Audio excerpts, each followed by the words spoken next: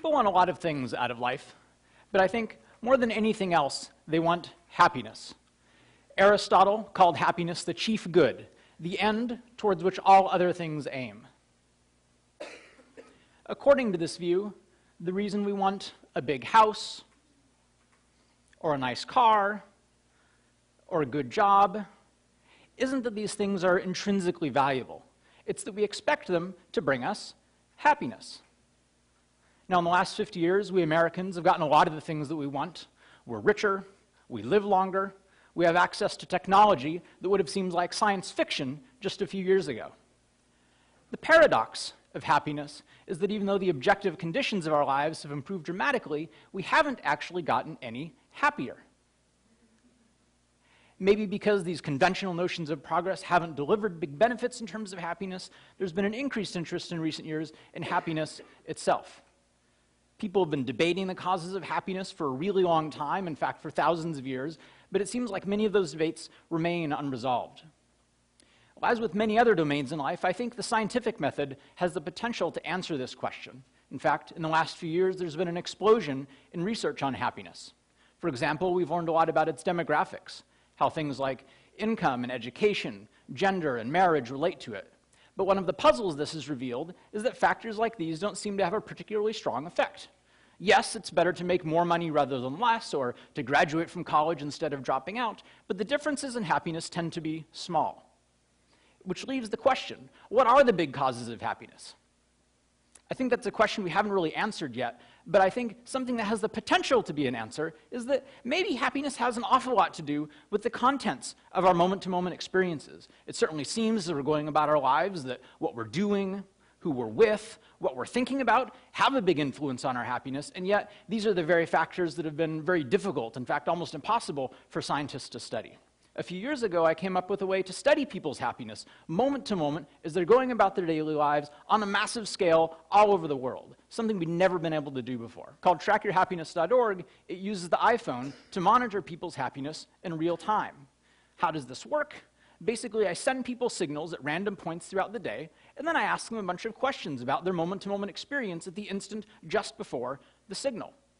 The idea is that if we can watch how people's happiness goes up and down over the course of the day, minute to minute in some cases, and try to understand how what people are doing, who they're with, what they're thinking about, and all the other factors that describe our day, how those might relate to those changes in happiness, we might be able to discover some of the things that really have a big influence on happiness.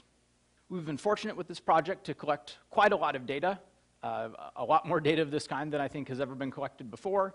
Over 650,000 real-time reports from over 15,000 people. And it's not just a lot of people, it's a really diverse group. People from a wide range of ages, from 18 to late 80s, a wide range of incomes, education levels, people who are married, divorced, widowed, etc. They collectively represent every one of 86 occupational categories and hail from over 80 countries. What I'd like to do with the rest of my time with you today is talk a little bit about one of the areas that we've been investigating, and that's mind wandering.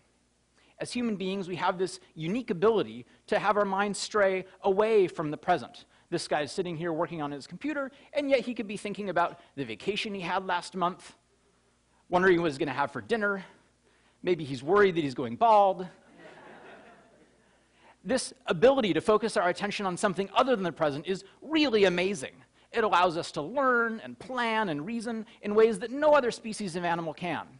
And yet, it's not clear what the relationship is between our use of this ability and our happiness. You've probably heard people suggest that you should stay focused on the present. Be here now, you've probably heard 100 times.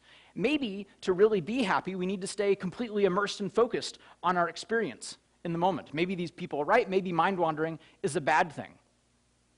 On the other hand, when our minds wander, they're unconstrained. We can't change the physical reality in front of us, but we can go anywhere in our minds. Since we know people want to be happy, maybe when our minds wander, they're going to someplace happier than the place that they're leaving. It would make a lot of sense.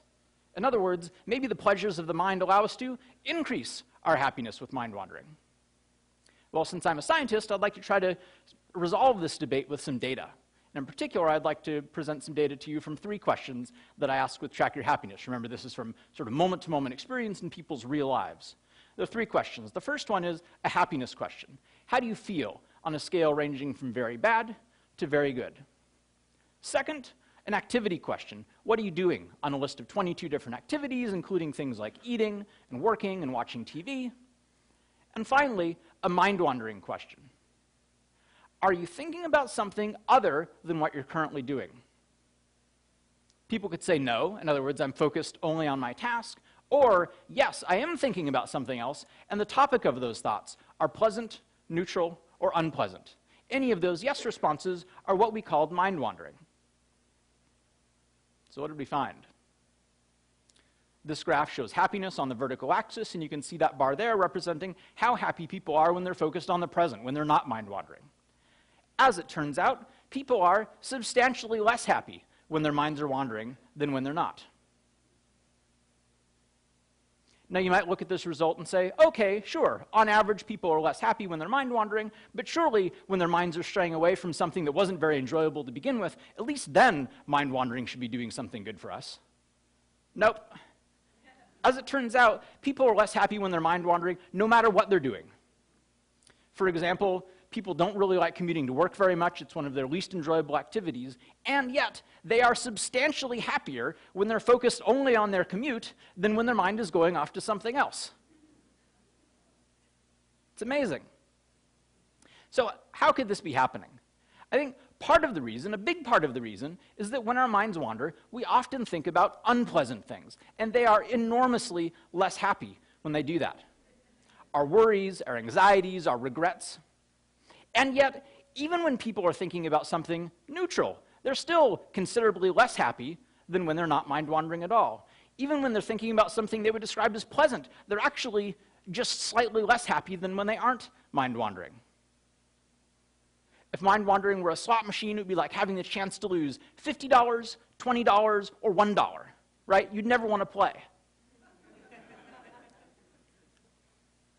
So I've been talking about this, suggesting perhaps that mind-wandering causes unhappiness. But all I've really shown you is that these two things are correlated. It's possible that's the case, but it might also be the case that when people are unhappy, then they mind-wander. Maybe that's what's really going on. How could we ever disentangle these two possibilities? Well, one fact that we can take advantage of, I think a fact you'll all agree is true, is that time goes forward, not backward, right? The cause has to come before the effect.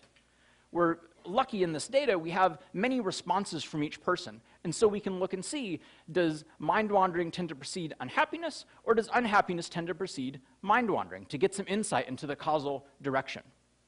As it turns out, there is a strong relationship between mind-wandering now and being unhappy a short time later, consistent with the idea that mind-wandering is causing people to be unhappy. In contrast, there's no relationship between being unhappy now and mind-wandering a short time later. In other words, mind-wandering very likely seems to be an actual cause and not merely a consequence of unhappiness. A few minutes ago, I likened mind-wandering to a slot machine you'd never want to play. Well, how often do people's minds wander? Turns out they wander a lot. In fact, really a lot. 47% of the time, people are thinking about something other than what they're currently doing. How does that depend on what people are doing?